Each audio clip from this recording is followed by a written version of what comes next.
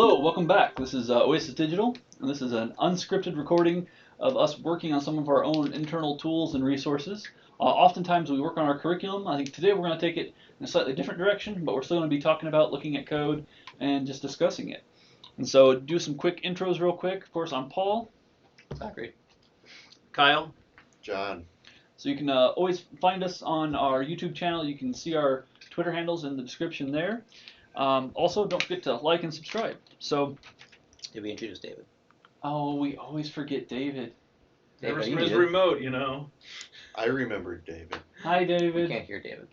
You know, we can't. This is why we don't intro you, David. You don't turn And your mic cut. on. Oh, yeah, I had the mic off. Sorry. There we go. There we Hey, go. David. Cool. So what are we Cool. working on today? So, John has a need to bring NX into some of the projects that he's working on. Yep. And so he said, hey, anyone here know anything about NX? And I'm like, of course. So we're going to go ahead and take a look at a project that I've been working on. So this project's just kind of internal for our uses.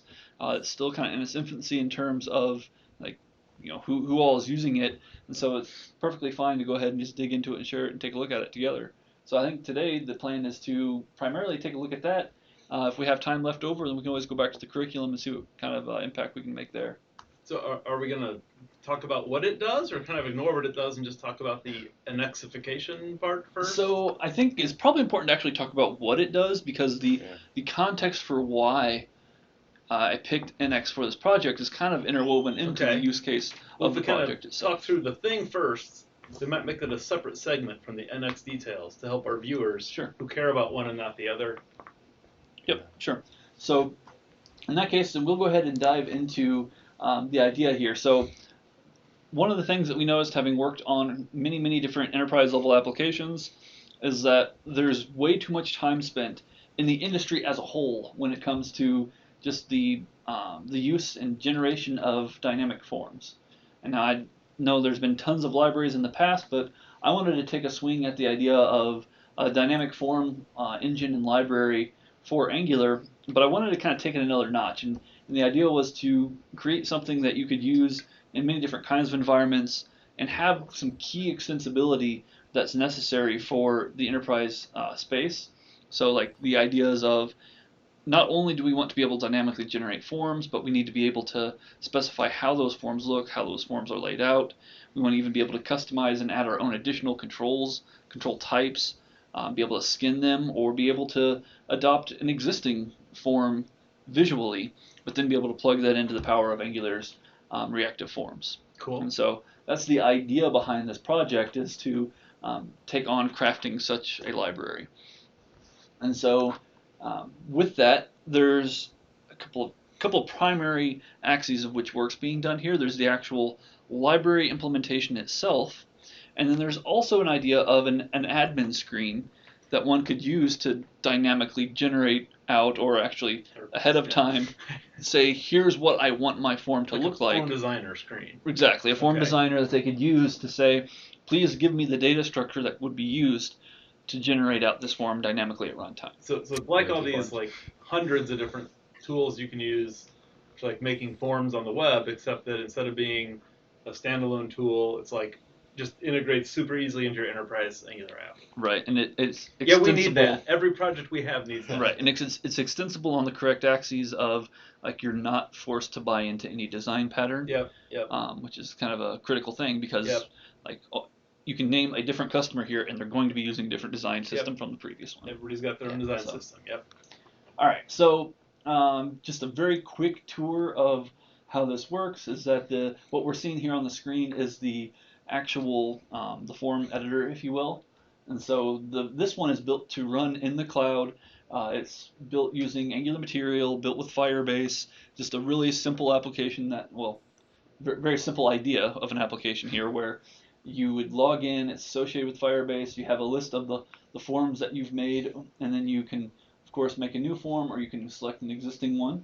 And so the form designer is actually a Firebase app, Right. but the form at runtime doesn't have to be Firebase. No, right? not at all. Okay. Like the Firebase here is used to persist your list of forms that you have made for Okay. the sake of Okay. demonstration. It's a pretty screen. Yeah, and so here what we're looking at is, this is again the editor for it, still rough days, but the idea is that each one of these squares, rectangles, whatever, each of them is representative of a control. And so you can, of course, if you click just right,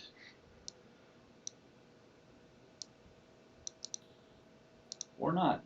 Huh. But you're supposed to. Oh, there you go. Okay. Yeah, so you can Ooh. resize, Wow.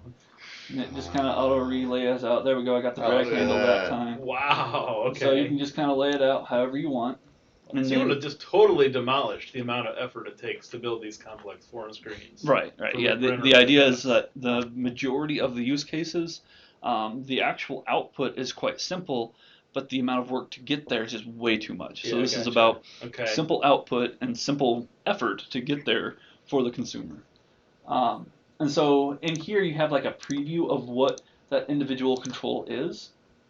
And if you want to change something about that control, you click the button here, and then now you have an editor on the right that allows you to control it. Of course, still needs lots of UI UX revs Sure. on it, but the idea now is that I actually want to look at this as the author of this system as JSON, because the end goal is to produce JSON that's consumed by the library. Yeah, because Mhm. it's not like it could be used by like end users in the sense of domain experts inside a company. but Exactly. It's not intended for just like we're not going to sell this as like a retail product. This is Right. like an enterprise class thing. The people behind it know that they're helping with programming. Right. Yeah. Yeah, Okay. and even still, this would get more attention than what it has at the moment. Wow. It's just Okay. that, yeah, the end result here, this little export button, shows you, like, yes, this is the representation of the control that you're currently editing. And so this is kind of like nearly a one-to-one match to the editing version of it. Mhm. And so over here you have things like, of course, you can set the name, and then the name's actually separate from the property name. So the idea being that this control is actually going to get put into a giant object of things. Furthermore, the value of your form is going to produce an object of data. And so you get to control these two things independently of one another. Yeah. Labels such as like, hey, what is it actually going to display for the label of the component? You can change the type. That way you can change it from an input to a date, and then you can save that, and then it propagates over here to the preview on the left. If you do a select, for example, you have some options here. So like right now it's set to static, where you're saying this is a select, so I'm going to give you a drop-down list of options, and then I can manually type in the label and value and the property name to save that under for each one of the options. Or you can say, you know what, actually, the options live as part of a dynamic source, meaning you're going to have to make an HTTP call to get this. Right. In here, we have another system that I'm not going to get into that lets you say, well, where do I go to call that? Some implementation details I'm not going to get into. It's just You're working too on much here. a future like declarative way of saying where the data comes from. This is Right. Very right. cool. So you should be able to Maybe for a future episode. Yep. You can define it and say, hey, here's what it looks like to go make a call, and the library is going to take care of the timing and understanding when and how to Very go ahead cool. and make those with full flexibility with RX, of course. Or you can just send it an observable. But isn't it more fun to reinvent that per project? So yeah, so that's what all of this is, and then ultimately, after you've kind of messed with this, you've got the spot that you want it, you can hit this button down here to actually see, like, this is how the library would have interpreted this form. And all of this ugly drag drop mess that I just created out of it. But right here, yeah, it's in its full situation here of, if I wanted to now take this, the output of this and go add it to my app, this is what you'd see. So you have future ideas about like controlling the layout in more detail or something. Well, sure, yeah, like Yeah, right now okay. it's literally just Right. It's like this, it's a WYSIWYG. It's like big chunky grid. You could like have it be a tighter grid or a looser grid. Or Right. Yeah. It's like being able to control the properties of this editor, which would go directly into the properties of the renderer as well. And then at the end of the day, the whole point of this app is that you'd hit this export button, you'd hit this copy and exit right here, then you'd go back to your app and then put that JSON like in your JSON store, fetch it, and then send it into the library, and this comes out the other side. The rendered version So comes at out the other side. runtime, this whole admin thing is not even in the picture. Right. This is just like a development IDE type tool. Exactly. Okay, And Cool. so cool. right now, when we preview this, what we're seeing by default inside the admin editor that we've got right now is actually using Angular Material as its design system for how to render this. But also behind the scenes, it has to know how to say, actually, what I'd like to do is I would like to use a different renderer. So you could do something like matter of fact, we got someone from the Clarity team who said, oh yeah, no, when it's ready, I'll totally make a Clarity renderer Great. for this as well. And so we have to like get the layers of Yeah. the system just right. And between that and the need to separate out very strongly and make sure we don't accidentally overcouple the library to the designer here, I wanted very firm systems in place that prevented an accidental coupling. So like when they add up all of those things, it points you straight to NX as your go-to for this.